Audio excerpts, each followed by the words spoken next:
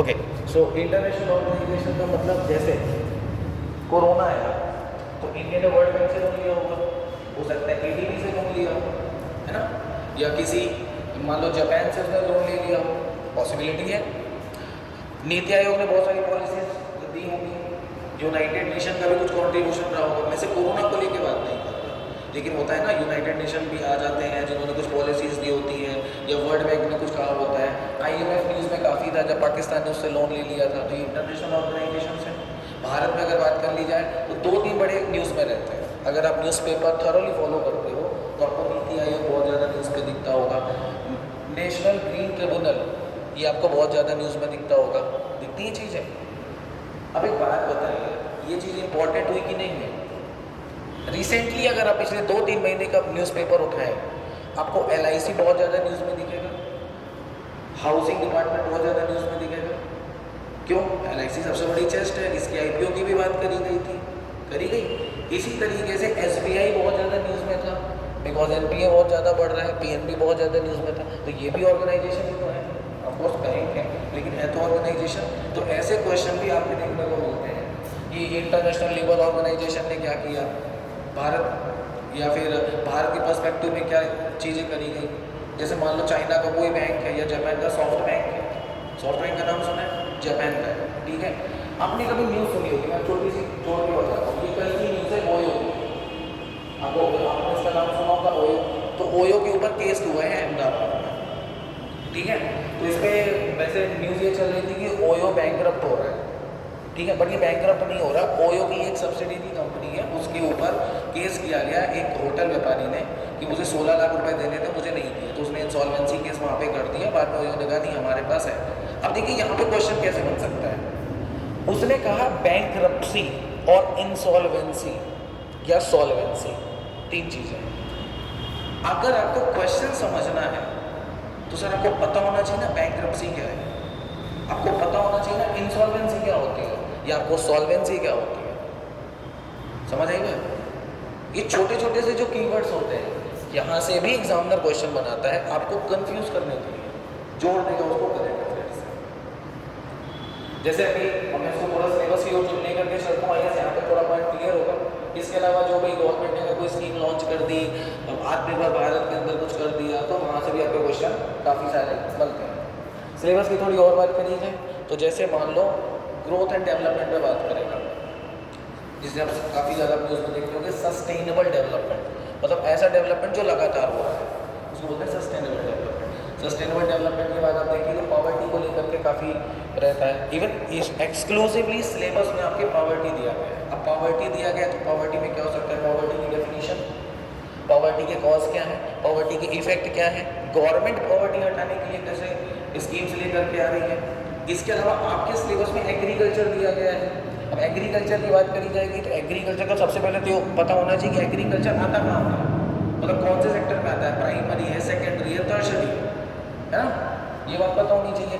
Agriculture sector के बाद इसके अंदर ऑफकोर्स बहुत सारी स्कीम्स भी होंगी जो कि फार्मर से रिलेटेड होंगी। और आप देखिए पिछले 6 साल में इस गवर्नमेंट ने किसानों को लेकर के बहुत ज़्यादा स्कीम्स निकाली है। चाहे आपकी अगर स्टेट लेवल पे बात करी जाए तो राइतु बंधु निकाली है, या किसान बीमा योजना निकाली है, ऐसे मतलब बहुत सारी स्कीम्स निकाली है। आपने पढ़ा होगा।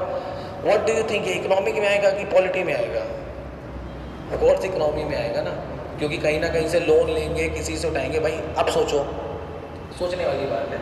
गवर्नमेंट ने एक स्कीम निकाली कि हम हर किसान को 6,000 रुपये साल का देंगे, XYZ कोई भी स्कीम का नाम है, डजेंट मैटर, ठीक है। अब एक बात बताओ, उसने क्या, गवर्नमेंट ने क्या एक मशीन लगा के रखी है कि या पेड़ लगा के रखा कि पैसा झड़ के आ जाएगा? सोचने वाली बात है। तो आपको पता होना चाहिए कि भाई जो गवर्नमेंट लोन देती है या जो स्कीम्स के थ्रू पैसे देती है या ग्रांट देती है, वो पैसा आता कहाँ से? तो सीधी सी बात है, लोन लेके आएगा। भाई तुम एक बात बताओ, तुम कह दो नहीं सरकार अपने हिसाब से ले आएगी। एक बैंक का बैंक है, ठीक है, प्राइवेट एंटिटी है, 10,000 करोड़ का बैंक है, मैं सरकार हूँ, मैं आया, मैंने इनसे कहा कि मुझे 10,000 करोड़ चाहिए या 5,000 करोड़ चाहिए, तो अब मैं फ्री में दे दूँगी? इंटरेस्ट चार्ज करेंगी ना भाई, मैं अपनी कैपिटल दे रहा हूँ तो मैं कुछ इंटरेस्ट चार्ज करूँगा कि नहीं करूँगा? तो लोन हुआ गवर्नमेंट के लिए कि नहीं हुआ? और अगर आपने इस बार का बजट पढ़ा है तो आप नोटिस करिएगा, इंडियन गवर्नमेंट गवर्नमेंट का जो like one of the most जो कह सकते हो कि ऐसा एक सेक्टर जहाँ पे सबसे ज़्यादा पैसा खर्च होता है वो इंटरेस्ट ही है। मतलब अगर 1 रुपये कमा रही है तो लगभग 30 पैसा इंटरेस्ट में गवर्नमेंट खर्च करती है। अब जा कर के पढ़िएगा, अगर आपने बजट पढ़ा है तो, किसी ने बजट पढ़ा है यहाँ पे इस बात का, पढ़िएगा बजट, आपको दिखेगा कि जब 1 रुपया आता है तो कितना पैसा लोन मतलब इंटरेस्ट में जाता है लोन के। जब भाई वर्ल्ड बैंक से लोन लिया, IMF से लोन लिया, इंटरनेशनल मॉनेटरी फंड, मैं कहता हूँ देश के अंदर भी लोन लिया, बिजनेसमैन से भी लोन लिया, तो उनको कुछ दोगे कि नहीं दोगे कि फर्जी में तुम दे दोगे? भाई सरकार का काम समाज सेवा करना है, व्यापारी का काम समाज सेवा करना तो नहीं होता। बात समझ आई? इसी तरीके से फिर डेमोग्राफिक डिविडेंड पे बात आती है। डेमोग्राफिक डिविडेंड का मतलब आपका किस तरीके से रिसोर्सेज जो आपकी ह्यूमन रिसोर्स है वो बढ़ा हुआ है। जैसे हमारे देश में 15 साल से 64 साल के लोग सबसे ज़्यादा है, बढ़ा होगा, एटलीस्ट थोड़ा बहुत पता तो होगा कि जवान लोगों का देश है, भारत देश जवानों का देश है ना, ये तो बड़ा होगा। तो कैसे रिसोर्सेज को यूटिलाइज करना है। इसके अलावा माइनिंग सेक्टर, सर्विस सेक्टर, और फिर अगर बात कर ली जाए तो भारत के जो भी ऑर्गेनाइजेशंस हैं, ये सारी चीज़ें इसके अंतर्गत आती हैं। मनी एंड बैंकिंग की अगर बात कर ली जाए तो मनी एंड बैंकिंग में क्या क्या आएगा भाई? मनी एंड बैंकिंग में आपका CLR, SLR, bank repo rate, reverse repo rate, ये सारी चीज़ें आएंगी। कुछ आइडिया लग रहा है आपको इकोनॉमिक्स में क्या पढ़ना होता है? मैं आपको सिलेबस भी शेयर करूँगा शाम के, तो आप सिलेबस भी याद कर लीजिएगा। मैंने आपको एक काफ़ी आइडिया दिया जो आपके सिलेबस में है। यहाँ तक बात, किसी को कुछ पूछना है फ्री टू आस्क, उसके बाद आपको क्वेश्चन के थ्रू बताता हूँ कैसे क्वेश्चन आते हैं, फिर हम लोग धीरे धीरे अपने सेक्टर की तरफ बढ़ेंगे। यहाँ तक किसी का कोई क्वेश्चन? हाँ, बोर तो नहीं लग रहा? सीखने बैठे हो ना, एंटरटेनमेंट के लिए तो नहीं बैठे? ठीक है, तो मैं क्वेश्चन के थ्रू आपको बताता हूँ कैसे क्वेश्चन यहाँ पे आते हैं। आपके जो कॉम्पिटिटिव एग्जाम्स में, और स्पेशली अगर मैं बात कर लूँ UPSC और CPSC में, तो 3 तरीके के क्वेश्चन होते हैं। वो 3 तरीके के क्वेश्चन क्या है मैं एक एक करके लिखूंगा, आपको गलत सही जो भी पता हुआ उसके बेसिस में आंसर दीजिएगा, ठीक है?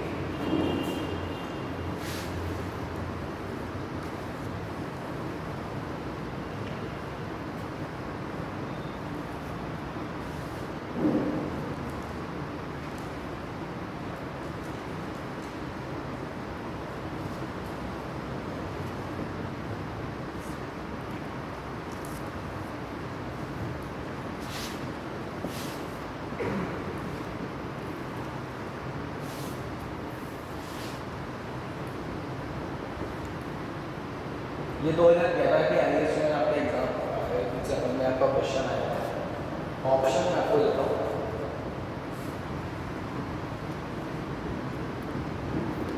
डिफ्लेशन,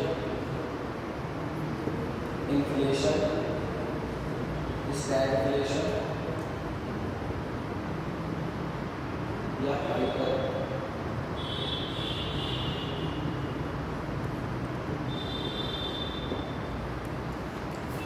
ये क्वेश्चन है। हाँ जी, don't worry, let me explain you. एक बात बताता हूँ भाई, इकोनॉमिक्स अगर आप हिंदी में पढ़ने बैठोगे आप ज़्यादा परेशान हो जाओगे। मैं आपको हिंदी में पढ़ा दूंगा, डोंट वरी। आप हिंदी में एक बार टर्मिनोलॉजीज उठाइएगा। अगर मैं आपको विपणन लिखाने लगूंगा ना, तो विपणन किसे कहते हैं मैम, आपको पता है? बताइए। मैं आपकी बात नहीं कर रहा, लेकिन आपको एक बात बता रहा हूँ, विपणन किसे कहते हैं? मार्केटिंग को। दिमाग हिल जाएगा, आपको विश्वास मानिए। आप एक बार अगर किसी ने BCom किया है या BA किया है और उसने अर्थशास्त्र पढ़ी है तो उसको पता है कैसे शब्दावली आती है। इकोनॉमिक्स को आप टर्मिनोलॉजीज को समझने की बस कोशिश करिए। अगर आपको टर्मिनोलॉजी समझ में आ गई, कोई फ़र्क नहीं पड़ता आप हिंदी में पढ़ रहे हैं या इंग्लिश में पढ़ रहे हैं। जैसे अगर आप साइंस पढ़ते हैं, साइंस एंड टेक पढ़ते हैं, अगर आपकी शुद्ध हिंदी में लिखनी शुरू कर दी जाए आप पढ़ ही नहीं पाएंगे। बायोलॉजी आप कभी हिंदी में नहीं पढ़ सकते, आपको थोड़ी बहुत इंग्लिश करनी। भाई CSET निकालना है, कंपलसरी पेपर मेंस में तुम्हें निकालना है, इंग्लिश के निकालना ही पड़ेगा भाई, कंपलसरी पेपर है तो तुम्हें इंग्लिश तो पढ़नी पड़ेगी। और इतनी इंग्लिश रखना, अभी डोंट वरी मैं एक्सप्लेन हर चीज़ करूँगा, आपको हर चीज़ समझ में आएगी। बट मैं मान के चलूँगा कि हिंदी को इतना ज़्यादा तवज्जो मत देना। तो मैं नहीं कह रहा हिंदी का मीडियम नहीं चेंज करना है, बट आपको ज़्यादा प्रॉब्लम हिंदी में होगी। बट डोंट वरी, मैं आपको एक्सप्लेन सारी चीज़ें दूँगा। पहले मैं क्वेश्चन को समझा रहा हूँ, क्वेश्चन को समझो। ये क्वेश्चन है, ऐसे क्वेश्चन को बोला जाता है core economic based question. Core economy based question. Core मतलब कि ये ऐसे क्वेश्चन पूरे इकोनॉमी पे ही बेस्ड होते हैं। इसका किसी और तरीके से यूज़ नहीं है। किसी चीज़ की पर्टिकुलर डेफिनेशन होगी, परिभाषा होगी और वैसे क्वेश्चन आते हैं। जैसे यहाँ पे क्वेश्चन लिखा है economic growth is usually coupled with, तो मतलब जो हमारी अर्थव्यवस्था जो ग्रोथ करती है, बढ़ती है, उसको किससे जोड़ा जाएगा? हाँ जी, इन्फ्लेशन से जोड़ा जाएगा। Very good, right answer. इसको इन्फ्लेशन से जोड़ा जाएगा। लेकिन अब एक बात आती है, इन्फ्लेशन से क्यों जोड़ा जाएगा? आपको चारों ऑप्शन के बारे में भी तो पता हो ना। जैसे यहाँ पे एक टर्म लिखी है डिफ्लेशन, दूसरी लिखी है इन्फ्लेशन, इसके बाद लिखी है स्टैगफ्लेशन और लिखी है हाइपर इन्फ्लेशन। अब मैं पहले तो इन चारों के बारे में थोड़ा सा समझा देता हूँ, 2 मिनट में आपको समझ में आ जाएगा। एक होता है डिफ्लेशन और एक होता है डिसइन्फ्लेशन, दोनों में फर्क है।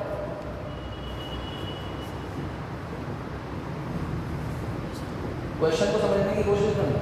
एक होता है डिफ्लेशन और एक होता है डिसइन्फ्लेशन। जब बात डिसइन्फ्लेशन की आती है तो इसका मतलब जो आपका इन्फ्लेशन रेट है वो कम हुआ है, ठीक है, कम हुआ है, मान लो 6 था तो 5 हो गया।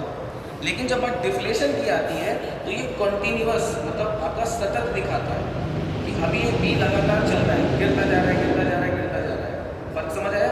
एक था ऐसे और एक था सीधे सीधे सीधे कॉन्टीन्यूअस प्रोसेस में चल रहा है, ठीक है। तो एक डिफ्लेशन डिटेल में जब हम पढ़ेंगे तो वहाँ पे तो बहुत डिटेल में बता दूंगा, अभी के लिए समझो डिफ्लेशन और डिसइन्फ्लेशन। इसके बाद है इन्फ्लेशन। इन्फ्लेशन क्या होता है? प्राइस बढ़ना, किसी चीज़ों की, वस्तुओं की या सर्विसेज की कीमत बढ़ना, उसको इन्फ्लेशन कहते हैं, ठीक है। इसके बाद आता है आपका स्टैगफ्लेशन।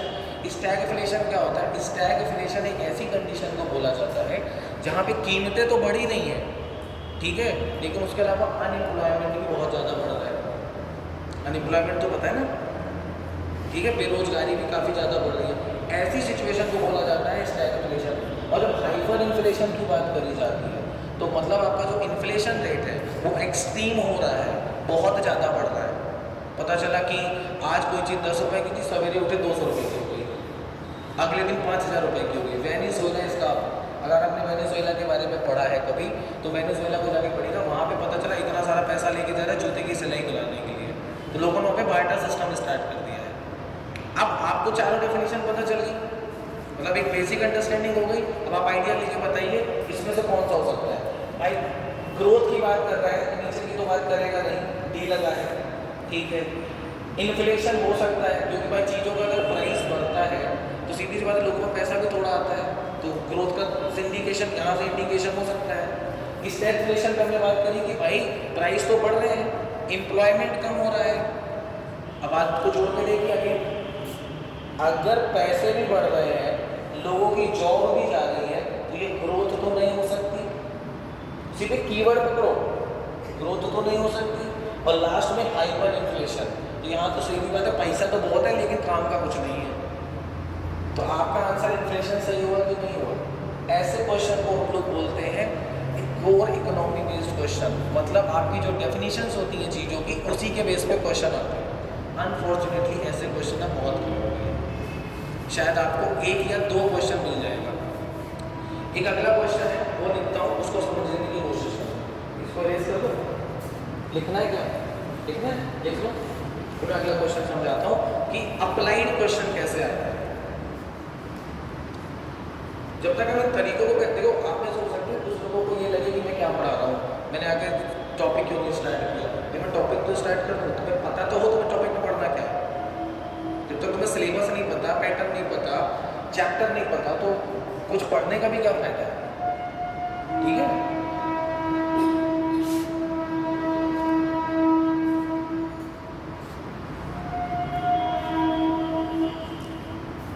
कितनी हिंदी तो समझ में आ जाती है ना सबको।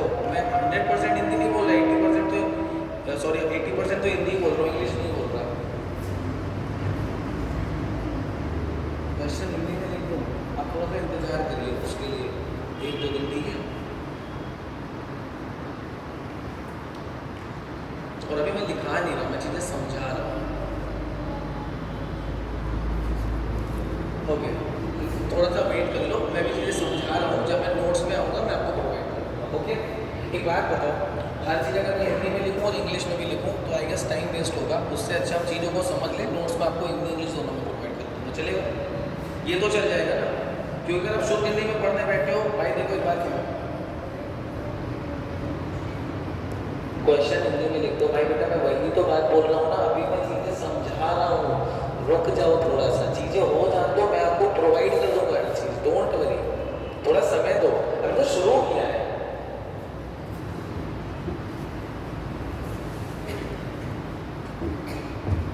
और एक बात बताता हूँ, हिंदी और इंग्लिश बहुत बड़ा डिफरेंस क्रिएट नहीं करता है। मेन मैटर ये करता है वो चीज़ समझ में आ रही है कि नहीं आ रही है। अगर वो चीज़ें समझ आई ना, अगर चीज़ें समझ आ रही है तो लैंग्वेज क्या ही फर्क डाल रहा है क्या बताओ। तो अभी थोड़ा इंतजार करो, अभी तो मैं चीज़ें शुरू कर रहा हूँ, आपको धीरे धीरे चीज़ें समझ में आएंगी। मैं एक क्वेश्चन और ले रहा हूँ, मैं इसको भी समझाता हूँ। ये क्वेश्चन है, the lowering of bank rate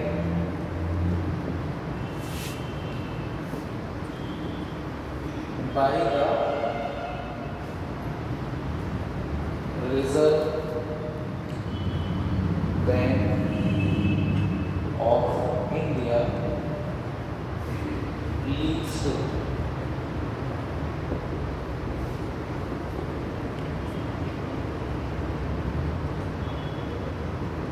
more liquidity in the market,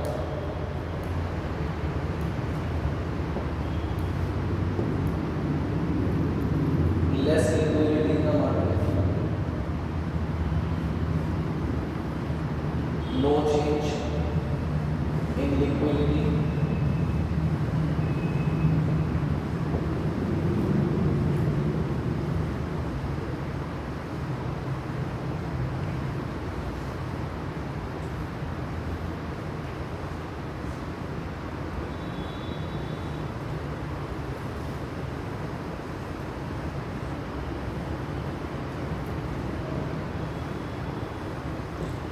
मैं आपको क्वेश्चन समझाता हूँ, क्वेश्चन समझना, लैंग्वेज डजंट मैटर, से क्वेश्चन को समझने की कोशिश करो।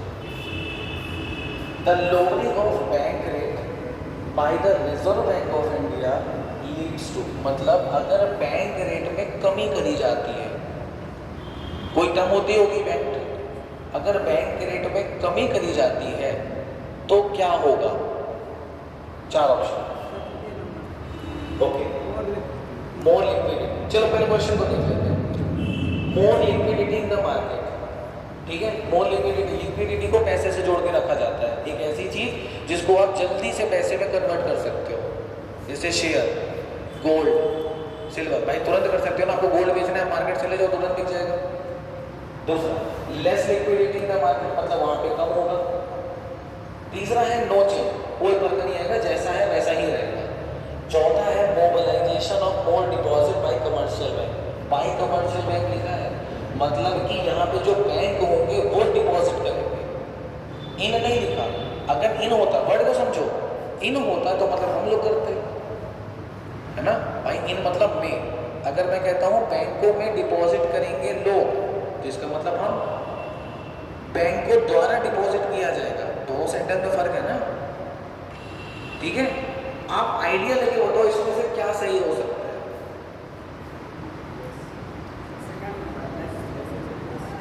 सेकेंड नंबर किसको लग रहा है?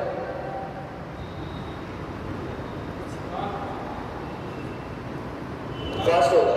अच्छा, और किसी को लग रहा है फर्स्ट?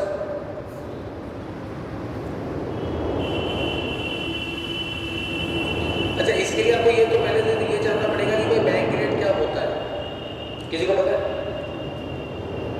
हाँ, जो पता है वो बता देना।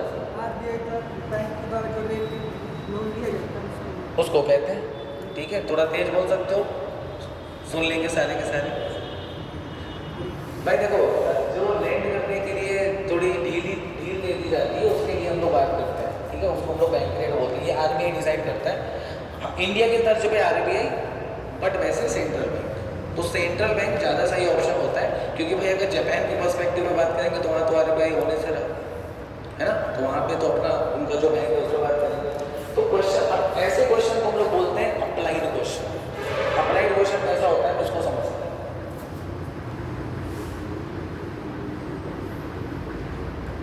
अप्लाइड क्वेश्चन का मतलब, जैसे मान लो आपके सामने बहुत सारी चीज़ें आती हैं, अगर मार्केट में, क्वेश्चन को समझना, मैं जो बात बोल रहा हूँ उसको समझने की कोशिश करना। बैंक अपना इंटरेस्ट रेट, ठीक है, जो इंटरेस्ट चार्ज करते हैं वो कम करते हैं। क्वेश्चन को समझने की कोशिश करना। एक बैंक है, उसने अपने इंटरेस्ट रेट को कम कर दिया, इसका इफेक्ट मार्केट में क्या होगा? सोच के देखो।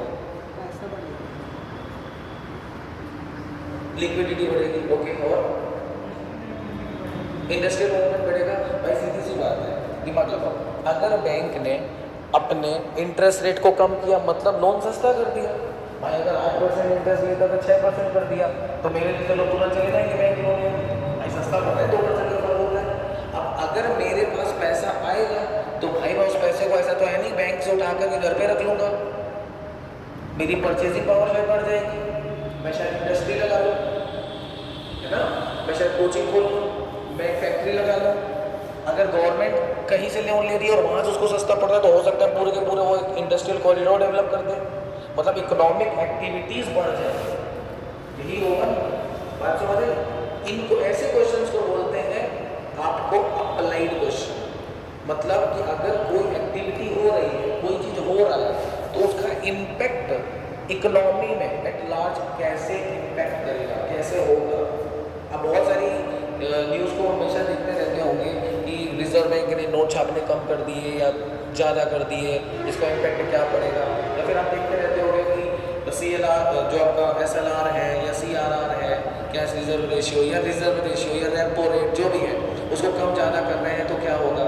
जैसे आप देखते हो कि महंगाई बहुत ज़्यादा बढ़ रही है ना, तो जब महंगाई ज़्यादा अगर बढ़ने लगी तो मतलब प्राइस भी बढ़ रहा होगा, ऐसे का मतलब हुआ।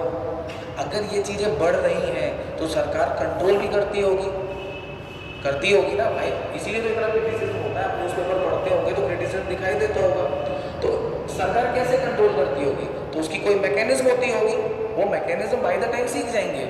लेकिन ये चीज़ें काम कैसे करती हैं इसको जानना बहुत ज़रूरी होता है। जैसे सबको ये तो पता है बैंक से लोन मिलता है, जैसे अगर आप एक आम आदमी से पूछ लें तो आम आदमी तुरंत कह देगा ये सरकार के पास तो पैसे छापने की मशीन है, कितना भी पैसा छाप दे। क्या ये सही है? मैं एज अ नॉर्मल ह्यूमन पूछ कह रहा हूँ, मैं नहीं कहता आपका एजुकेशन बैकग्राउंड क्या था, बट क्या ये सही है? नहीं ना। जब कोरोना वायरस आया, आपने पोस्ट देखी होगी पिछले साल, काफ़ी सारे लोगों ने ऐसी पोस्ट डाली थी कि भारत सरकार कुछ ना करे, हर आदमी के अकाउंट में 1-1 करोड़ रुपए डाल दे। सुना होगा कुछ लोगों ने, है ना, और इससे भारत सरकार को सिर्फ 134 करोड़ रुपए खर्चा आया था, ये भी सुना होगा। एकदम ऐसे काफ़ी सारे मीम्स बने थे। दिमाग लगाओ भाई, पहली चीज़ तो 1 करोड़ रुपए के हिसाब से अगर तुम जोड़ो तो 134 लोगों के पास पहुंचा, तो 134 करोड़ तो यही हो गए। कैलकुलेशन भगवान जाने का क्या था। चलो मैं कहता हूँ आप नहीं छाप सकते, आप कुछ आपके ने अगर यहाँ पे बैठे हुए हर को अगर 1-1 करोड़ रुपए दे दिया जाए, आप में से कौन काम करेगा? नीडी खत्म हो गई ना, सब कह रहे हैं मैं अमीर हूँ, मैं क्यों ही पैसे लूँ, मेरे पास पैसा पड़ा पड़ा, मुझे काम नहीं करना, मैं तो ऐसे ही पड़ा रहूँगा, यही होगा। मतलब कि ऐसी चीज़ें नहीं हो सकती। इकोनॉमिक एक्टिविटीज़ के लिए चीज़ें सही नहीं है। सबके पास पैसा आ गया तो भाई एक्टिविटीज़ होगी, कैसे होगा, 100 होगा तो मैं को होगा, मैं नहीं दूँगा, मैं 500 का दूँ, अपने हिसाब से चीज़ें चलने लगेंगी। तो मतलब इनकम डिस्ट्रीब्यूशन सही नहीं है वहाँ पर, और ये चीज़ें सही है भी नहीं। मतलब आप जो न्यूज़पेपर में पढ़ते हो ना, ऐसी टर्मिनोलॉजीज यहाँ पे आती हैं। जैसे आपको पता होना चाहिए डिपॉजिट क्या है। अगर आपको ये क्वेश्चन समझना है, पहले तो यही पता हो बैंक रेट क्या होता है, तब तो तुम आइडिया लो कि तुम क्वेश्चन किस पर्सपेक्टिव में सही करोगे। इसके बाद तुमको ये तो पता होना चाहिए भाई लिक्विडिटी क्या होती है। अब लिक्विडिटी के बाद तुम्हें ये भी पता होना चाहिए कि ज़्यादा लिक्विडिटी होने का मतलब क्या है और कम लिक्विडिटी होने का मतलब क्या है। और इसके बाद अगर तुम आगे आओगे, कई लोग तो इसी में कंफ्यूज हो सकते हैं कि मोबिलाइजेशन या डिपॉजिट्स क्या होता है, क्योंकि हमारी नज़र में तो डिपॉजिट सिर्फ हम जो पैसा बैंक में रखते हैं वही होता है, जैसे हम जमा करना कहते हैं, है ना। अगर आपको छोटी छोटी सी टर्म क्लियर नहीं है, कितने % चांस आपका क्वेश्चन सही होगा? सोचिए, कुछ आइडिया लग रहा है क्वेश्चन का? ये काम आपका है। आज आप जाइए प्रीवियस ईयर क्वेश्चन को खरीद लीजिए, 20-25 साल में नहीं खरीदने, पैसे नहीं खर्च करने, UPSC की वेबसाइट में चले जाना, सारे क्वेश्चन पेपर वहाँ पे फ्री में मिलते हैं, डाउनलोड कर लेना और उनको एनालिसिस कर लेना। ये तो कर ही सकते हो ना भाई। अगर पैसे नहीं खर्च करने, 200-250 रुपये की वो कहीं इससे ज़्यादा नहीं आती, और वो नहीं करना तो UPSC की वेबसाइट पर ऑफिशियल जाओ, वहाँ पे प्रीवियस ईयर क्वेश्चन पेपर अब तक जितने हुए सारे पेपर, तो वहाँ से भी जाकर के सारे डाउनलोड कर सकते हो, हिंदी इंग्लिश दोनों में। ठीक है, ये समझ आया?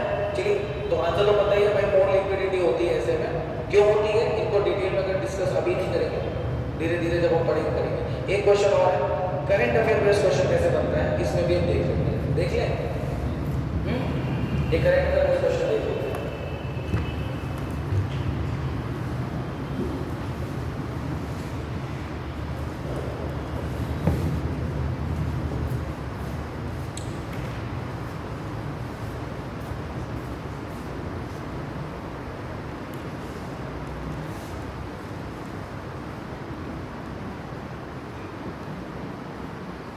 India is regarded as a country where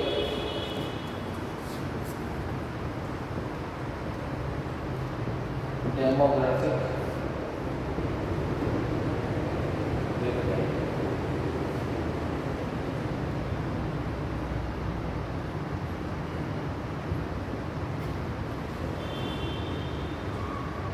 high population in the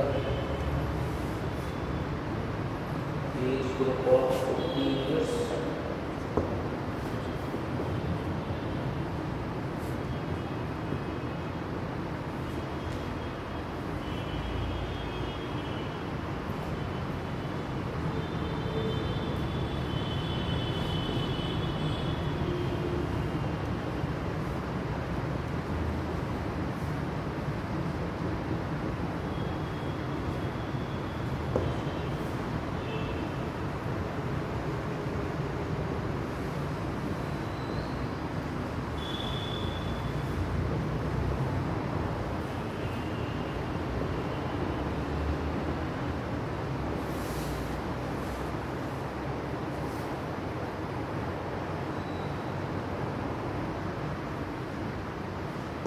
आप अगर इस क्वेश्चन को सिर्फ समझ लेंगे ना तो भी हम आंसर टिक कर दोगे, आपको पता भी हो नहीं पता हो तो भी।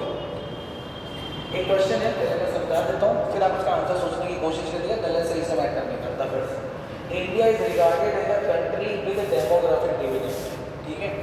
हाँ जी, क्या होगा आंसर? सेकेंड ऑप्शन होगा। चलो इसको थोड़ा डिस्कस करते हैं। तो भैया इंडिया को डेमोग्राफिक डिविडेंड की कंट्री क्यों बोला जाता है? डेमोग्राफिक डिविडेंड का मतलब जो हमारा ह्यूमन रिसोर्स है वो मतलब आपका किस तरीके से डिस्ट्रीब्यूटेड है उसको इन जनरल डेमोग्राफिक डिविडेंड बोलते हैं। क्या ऑप्शन? तीन ऑप्शन है।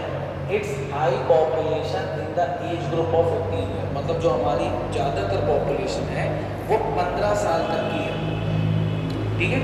पहला ऑप्शन। दूसरा कह रहा है पॉपुलेशन 15 साल से 64 साल की है, और तीसरा ऑप्शन लिखा है 65 साल से ऊपर है। ये क्वेश्चन कॉमन सेंस से भी सही हो जाएगा। अब दिमाग लगाइए, क्वेश्चन को सिर्फ दिमाग लगाइए, ये एलिमिनेशन मेथड से भी सही हो सकता है। 15 साल से कम की उम्र, 15 साल से कम की वर्क फोर्स कभी काम की है किसी देश की? कोई भी देश हो, इंडिया हो, आपका अमेरिका हो, अफ्रीका हो, 15 साल से कम की जो उम्र है या उसके लोग किसी कंट्री के लिए योग्य है, काम है के होंगे। एक दो एक्सेप्शन हो सकते हैं बट सब तो नहीं होंगे। तीसरा ऑप्शन लिखा है it's high population in the age group above 65 year, और क्या 65 साल से ऊपर के लोग काम के हैं? वो भी नहीं है। तो देखा जाए तो ये ऑप्शन भी गलत हो गया, ये ऑप्शन भी गलत हो गया, ये तो ऑफकोर्स सही होगा क्योंकि लास्ट ऑप्शन बेस्ट है।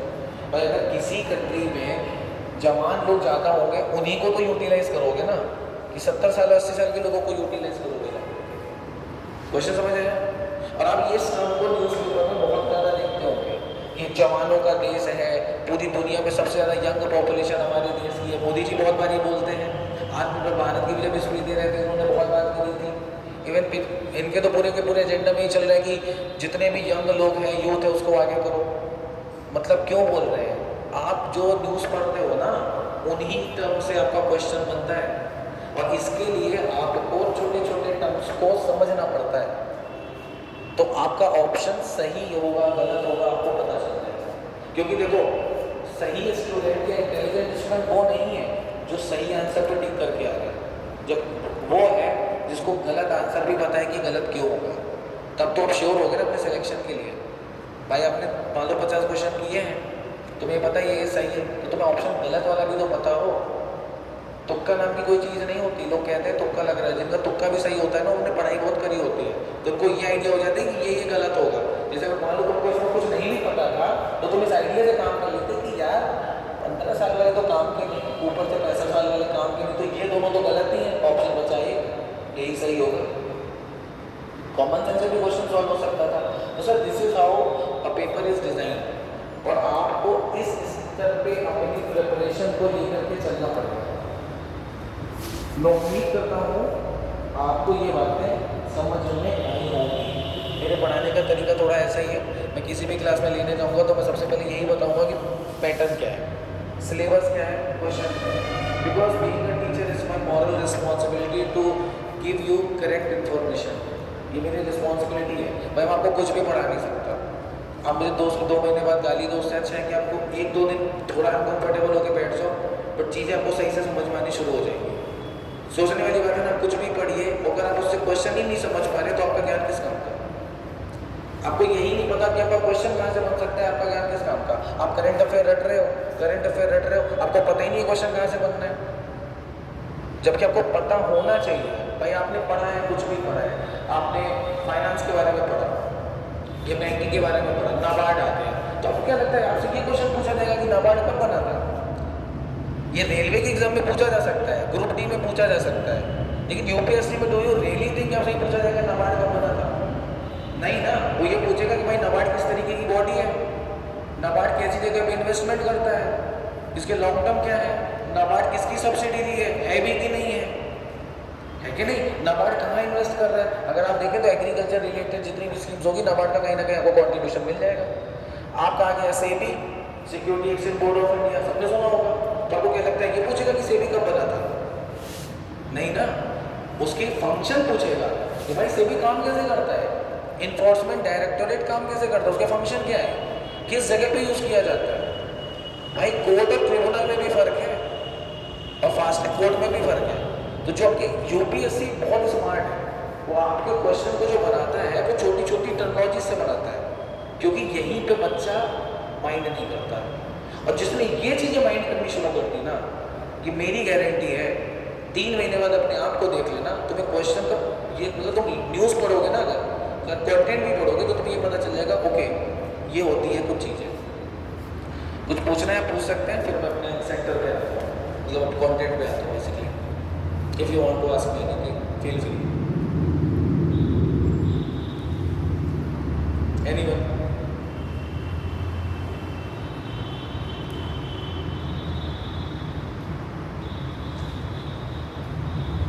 एक मिनट ले लो, कोई जल्दबाजी नहीं है।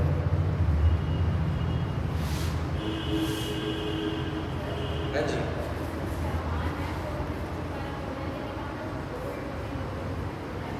किसके? हाँ,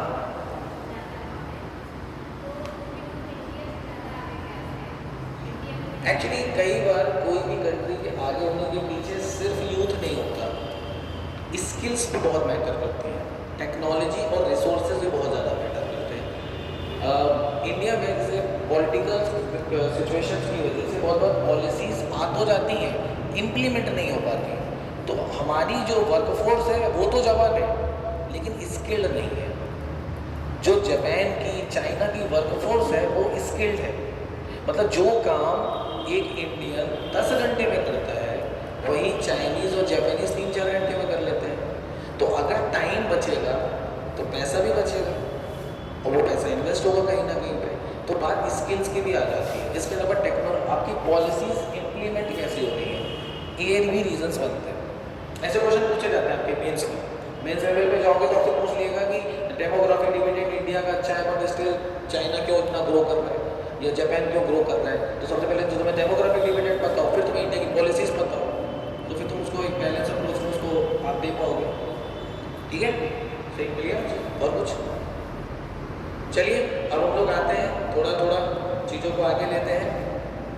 सबसे पहले हम लोग सेक्टर की बात करेंगे, तो इंडस्ट्री और सर्विस। तो मैं आपको सेक्टर से समझाऊंगा। तो देखो, आपके जो सेक्टर्स होते हैं ना, कोई मुझे बताएगा कितने तरीके के सेक्टर होते हैं? एनीवन?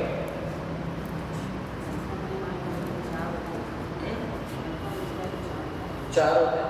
ओके, और देखो, एक होता है आपका एक्टिविटी के बेस पर। जो आपने 4-3 पढ़े हैं वो अपने एसएससी लेवल पे सही हो सकते हैं, यूपीएससी लेवल पे थोड़ी चीज़ें ज़्यादा होती है। एक जो आपका सेक्टर होता है वो आपका एक्टिविटी के बेस पे होता है। दूसरा होता है आपका वर्क कंडीशन। और तीसरा सेक्टर जो आपका बनता है वो आपका बनता है ऑनरशिप पे। ठीक है, अब ये क्या क्या बोला है इनको भी समझते हैं धीरे धीरे करके। आपने सुना होगा primary sector, tertiary sector, secondary sector, क्या इसके अलावा भी कोई सेक्टर होता है? हाँ जी होता है। देखिए इनको हम लोग एक्टिविटी के हिसाब से लेकर चलते हैं। जब मैं एक्टिविटी के बेस पे सेक्टर्स की बात करता हूँ, सेक्टर्स मतलब आप समझ लीजिए जो भाग हैं उनके हिसाब से बात करता हूँ, तो आपके 5 टाइप होते हैं, 5 टाइप होते हैं। जिसे आप प्राथमिक, द्वितीयक, तृतीयक बोलते हो, लेकिन 2 और हैं, वो 2 और हैं उनको भी देखते हैं। सबसे पहले आपका बनता है प्राइमरी सेक्टर, एस का मतलब सेक्टर है, ठीक है, शॉर्ट में। इसके आपका बाद बनता है सेकेंडरी सेक्टर, फिर आपका बनता है टर्शरी सेक्टर। टर्शरी सेक्टर के बाद 2 और बनते हैं फाइनेंस वाला, हाँ जी फाइनेंस का वित्त वाला, बैंकिंग वाला आता है। एक होता है आपका क्वेटिनरी और एक होता है क्वीनरी, सॉरी क्वेटिनरी होता है एंड देन क्वीनरी। तो आपके कितने हो गए? 1 2 3 4 5। मैं एक एक को एक्सप्लेन करूंगा, वेट करना, ठीक है। इसके बाद आता है वर्ग कंडीशन के हिसाब से। वर्ग कंडीशन के हिसाब से भी 2 तरीके के आपके सेक्टर्स होते हैं। एक होता है आपका ऑर्गेनाइज्ड सेक्टर, एक होता है आपका अनऑर्गेनाइज्ड सेक्टर। फिर आपकी ऑनरशिप के हिसाब से आते हैं। ऑनरशिप में आपके 2 तरीके के यहाँ पे भी चीजें आती हैं। एक होता है आपका पब्लिक और एक होता है आपका प्राइवेट। ठीक है, अब मैं इनको एक एक करके एक्सप्लेन करता हूँ। नोट्स आपको पीडीएफ के थ्रू शाम तक मिल जाएंगे, ठीक है। एक एक करके इनको एक्सप्लेन करते हैं। देखिए जब मैंने बात करी आपके सेक्टर्स की, तो हमने इसको डिवाइड कर दिया 3 सेक्टर में। अब मैं पहली चीज़ आपको ये बात बताता हूँ कि यहाँ पे अगर क्वेश्चन एग्जामिनर बनाता है तो कैसे बनता है, या फिर आपको कैसे एज ए टॉपिक्स को देखना चाहिए। देखिए इकोनॉमिक्स एक ऐसा सब्जेक्ट है जिसे रटा नहीं जा सकता, इसलिए सब्जेक्ट मुश्किल। आपको ये सब्जेक्ट, ये जो चैप्टर है, ये जो चीज़ है, इसको आपको समझना पड़ता है। अगर आप इसको अप्लाइड वे में नहीं समझ पा रहे, आप इकोनॉमिक्स में कभी भी स्कोर नहीं कर पाओगे। और इकोनॉमिक एक ऐसा टॉपिक है ना जो आपका अकेला नहीं है। जैसे अगर आप इंग्लिश में जाओ तो इंग्लिश में वर्ब एक ऐसा टॉपिक है जो अपने आप में 5 चैप्टर लेके चलता है। वर्ब अपने आप में चैप्टर है, वर्ब से जुड़ा हुआ टेंस होता है, मॉडल ऑक्सिलरी होती है, वॉइस होते हैं और नरेशन होता है, और एक टॉपिक आपका सब्जेक्ट ऑफ एग्रीमेंट बनता है। मतलब अगर आपका एक टॉपिक सही नहीं है तो 5 टॉपिक बर्बाद हो गए, एसएससी तो आपका पेपर बना गया। इसी तरीके से जब बात इकोनॉमी की आती है तो इकोनॉमी अपने आप में एक नहीं है। इकोनॉमी जो है प्राइवेट,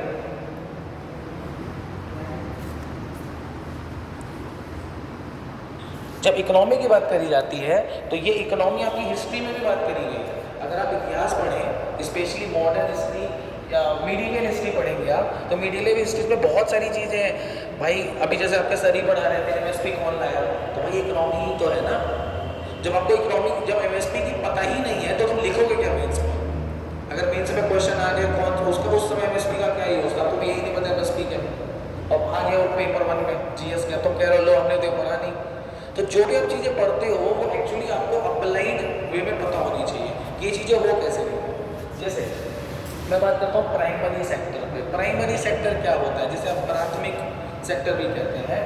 प्राइमरी सेक्टर क्या है? प्राइमरी सेक्टर ऐसे सेक्टर्स को कहते हैं जैसे natural resources, fishing, mining. Fishing मतलब जहाँ पे मछली वगैरह पालते हैं, माइनिंग खदानें वगैरह, जहाँ पे ऐसा काम हो उसको हम लोग क्या बोलते हैं?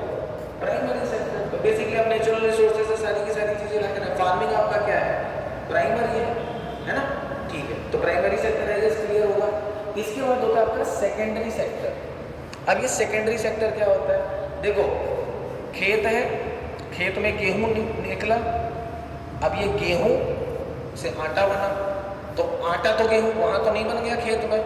प्रैक्टिकल अप्रोच से समझो, वहाँ तो नहीं बना था कि तुम वहीं, तुम्हारे खेत में मिल लगी हो वो एक अलग मुद्दा है, लेकिन वो मिल अलग से किनारे कहीं बनाई होगी तुमने, तो तुम मिल लाए, तुमने मिल में आटा बनाया, ये आपका सेकेंडरी सेक्टर है। मतलब जो आपने प्रोडक्शन किया, कोई चीज़ बनाई, जैसे आपने सोयाबीन उगा लिया, तो सोयाबीन से कुछ बनाओगे ना, तो जो आपका प्रोडक्शन हो रहा है, ऐसे सेक्टर को हम लोग सेकेंडरी सेक्टर में रखते हैं।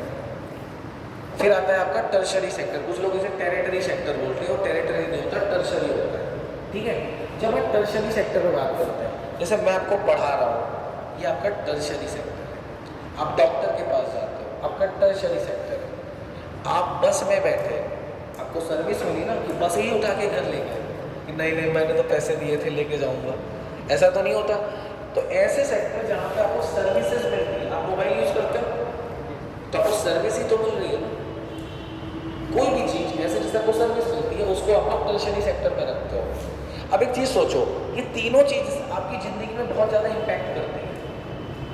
आपके चारों तरफ ये तीनों इंडस्ट्री चल रही है।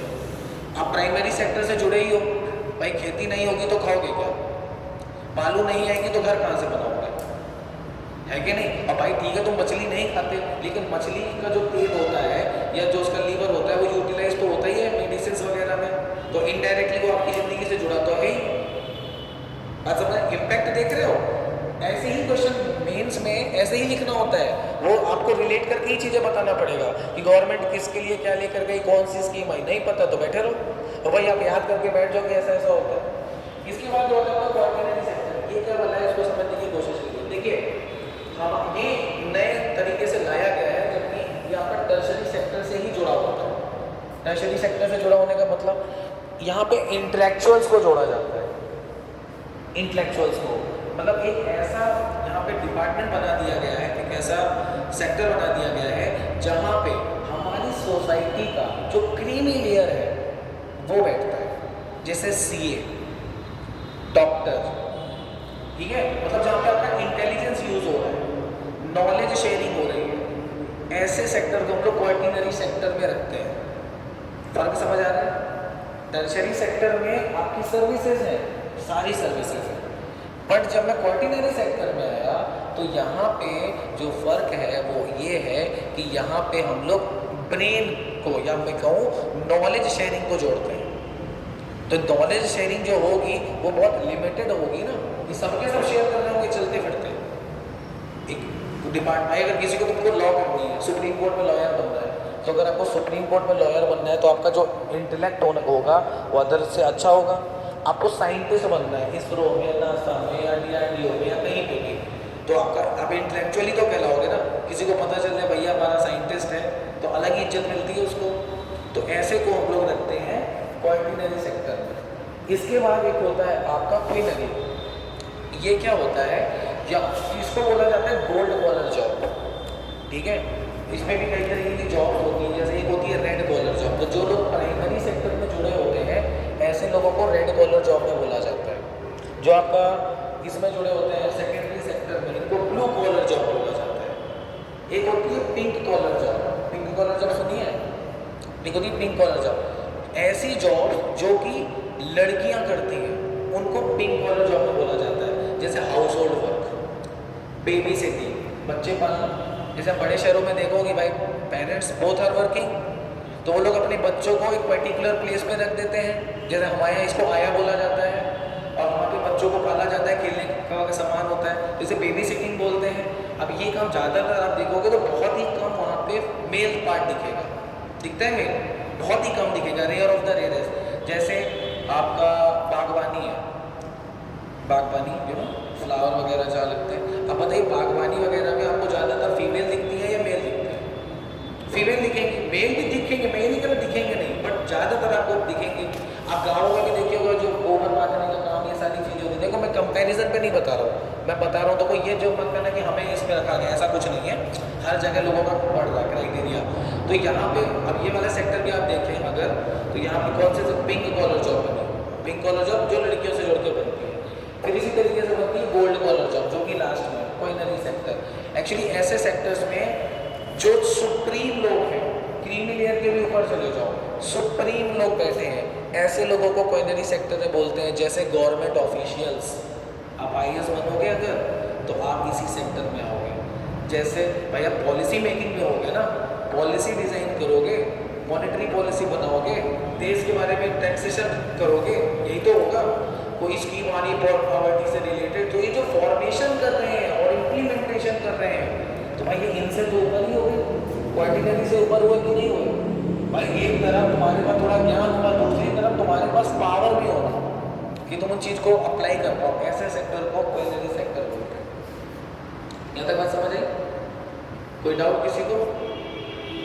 पक्का? देखो अगर मैं ये सब लिखाने बैठूंगा बहुत समय लगेगा, तो मैं बोलूँगा फिर लिखोगे, समय कम है, उससे अच्छा ज़्यादा से ज़्यादा सीख के जाओ और ग्रेजुअली नोट्स के थ्रू उसको रिवाइज करते जाओ। जो नहीं बने फील फ्री टू क्वेश्चन।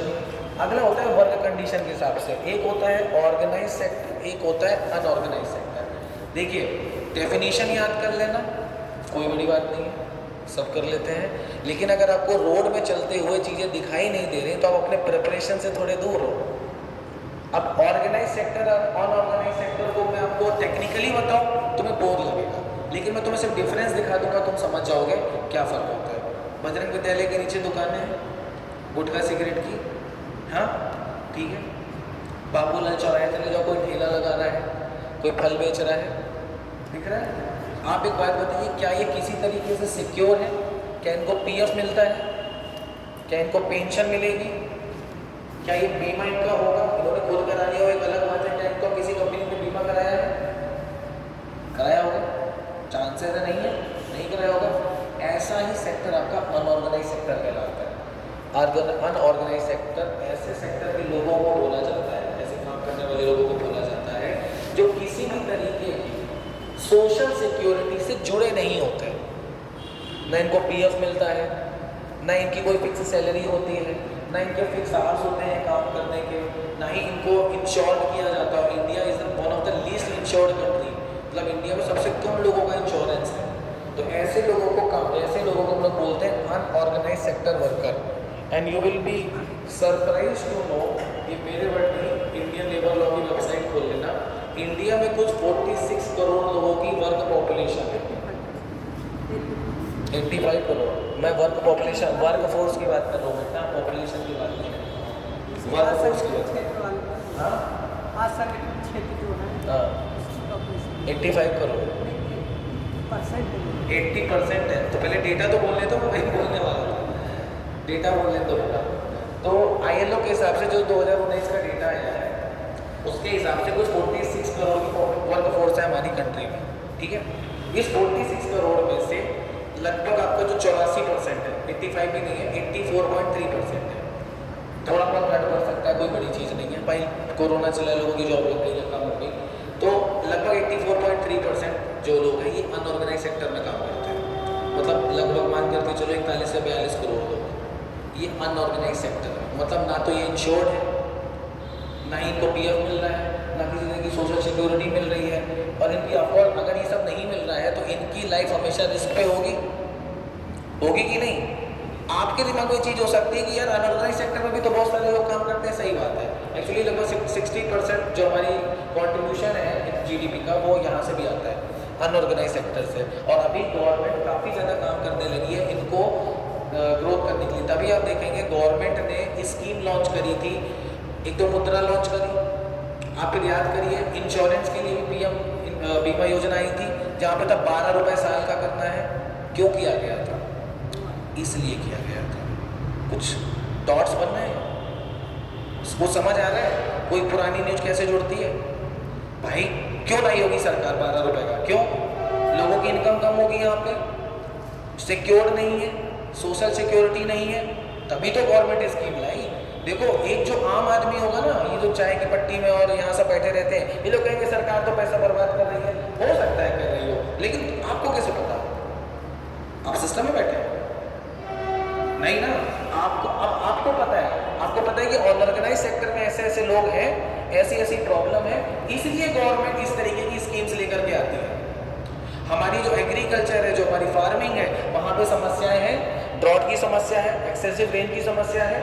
इस वजह से जो हमारी सरकार है, हमारी सेंट्रल की है, स्टेट की है, ये उनको स्कीम्स के थ्रू कवर करती है, सो दैट भाई वो लोग सुसाइड ना कर ले जाके, या उनके घर वालों को दिखो। भाई मान लो घर का 1% खत्म हो गया तो बाकी 5 लोगों की भी तो ज़िंदगी खराब हो सकती है ना। लेकिन अगर वो सिक्योर होंगे तो कुछ तो मिल ही जाएगा, है ना।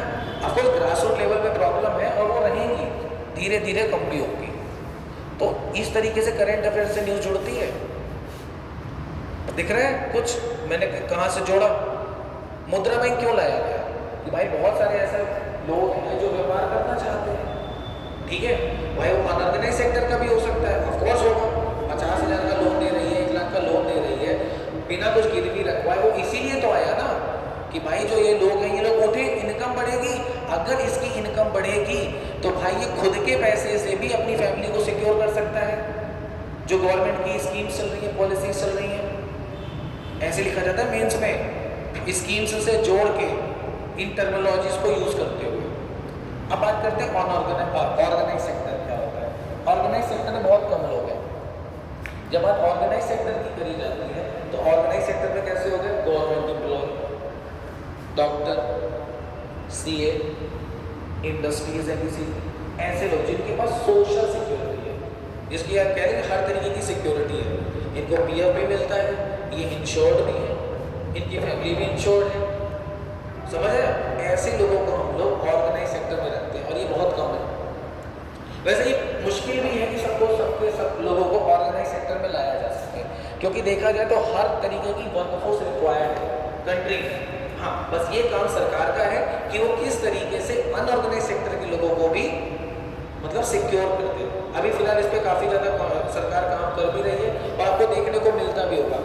ये सब सोशल स्कीम्स ही होती है, सोशल सिक्योरिटी स्कीम्स ही होती है, जैसे लड़कियों की शादी के लिए पैसा देना, या फिर गोल्ड देना, या फिर आप देखिए बिजनेस करने के लिए लोन देना। ये सब सोशल सिक्योरिटी के अंतर्गत इनको रखा जाता है। क्यों भाई? सोशल सिक्योरिटी कह लो, सोशल डेवलपमेंट कह लो, इसीलिए रखा जाता है कि भाई लोगों के पास अगर पैसा आएगा तो ऑफकोर्स वो सोशली इकोनॉमिकली ग्रो भी कर जाएंगे और अपनी और अपनी फैमिली को सिक्योर भी कर लेंगे। यहाँ तक किसी का कोई क्वेश्चन है? एनीवन? वाइट कॉलर जॉब एक ऐसी प्रेस्टिजियस जॉब जहाँ पे काम थोड़ा कम होता है, पैसे अच्छे मिलते हैं। ये इंग्लिश में एक ईडियम होता है, जो मैंने आपको वाइट कॉलर ब्लू कॉलर बताई ना, ये एक तरह के ईडियम्स होते हैं जिनको हम लोग यूज़ करते हैं हर जगह पे। एक ऐसी जॉब जहाँ पे हाई पे होता है, ऐसी जॉब्स को वाइट कॉलर जॉब बोला जाता है। जैसे आप भाई सीए बन जाओगे तो पैसे ज़्यादा मिलते हैं, डॉक्टर बन जाओगे तो पैसे ज़्यादा होते हैं, ऐसी जॉब्स को हम लोग वाइट कॉलर जॉब बोलते हैं। ठीक है, चलिए इसके बाद आता है ऑनरशिप के हिसाब से। ऑनरशिप के हिसाब से एक होता है पब्लिक और एक होता है प्राइवेट। लेकिन अब यहाँ पे मैं आपको कुछ फितूर दूर करूँगा, वो आपको आज एक अंडरस्टैंडिंग अच्छी बन के जाएगी। समय है अपने पास? कभी 10-15 मिनट अपने पास?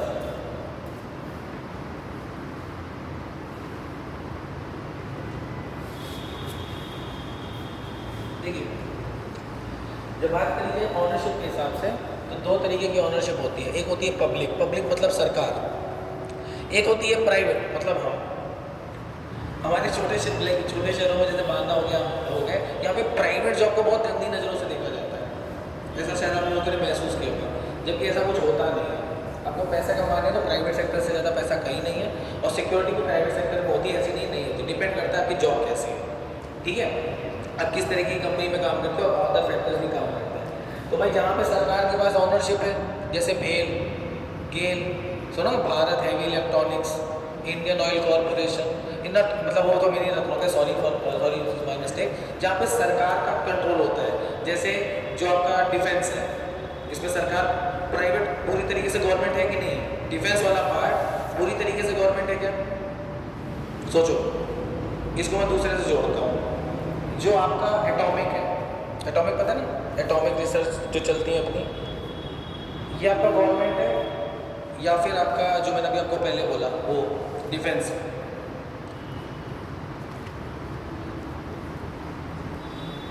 देखो अब यहाँ से बातें जुड़ती हैं, समझने की कोशिश करना।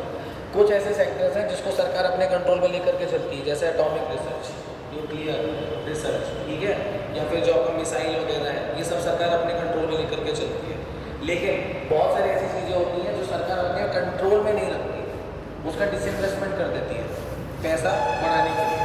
तो बेसिकली पहले तो सरकार में जिसका कंट्रोल हो वो पब्लिक हो गई, जिसमें कंट्रोल नहीं है मतलब जो एक हम जैसे लोग कर रहे हैं वो प्राइवेट हो गया। प्राइवेट में मतलब हमारी दुकान भी हो सकती है, हमारी फैक्ट्री भी हो सकती है, पूरा इंडस्ट्रियल कॉरिडोर भी मेरा हो सकता है। भाई जैसे मान लो जामनगर में पानी का लगा हुआ है तो प्राइवेट ही तो है ना, सरकार तो है नहीं। इससे एक नया जोड़ करके आता है और उसे बोला जाता है PPP। PPP जिसे बोलते हैं पब्लिक प्राइवेट पार्टनरशिप। ये आपने आजकल बहुत सुना होगा, सुना है? Public private partnership. कोई बताएगा ये पब्लिक प्राइवेट पार्टनरशिप क्या होगी? दोनों की भागीदारी होती है सर। ओके, भागीदारी होती है। गवर्नमेंट जो पब्लिक सेक्टर में भागीदारी। ओके, आप भी कुछ बता रहे हैं?